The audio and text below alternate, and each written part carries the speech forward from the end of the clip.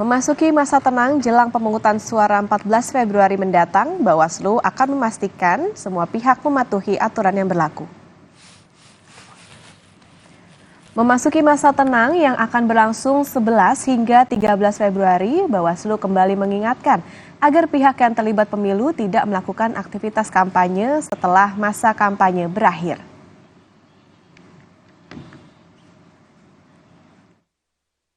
Bawaslu adalah memastikan seluruh pihak yang terkait mematuhi ketentuan yang berlaku di masa tenang. Kami sudah mengeluarkan surat himbauan baik kepada partai politik, kepada tim pelaksana kampanye, maupun kepada seluruh pasangan calon untuk bisa mematuhi ketentuan yang ada, di mana tidak ada lagi aktivitas kegiatan kampanye yang dilakukan.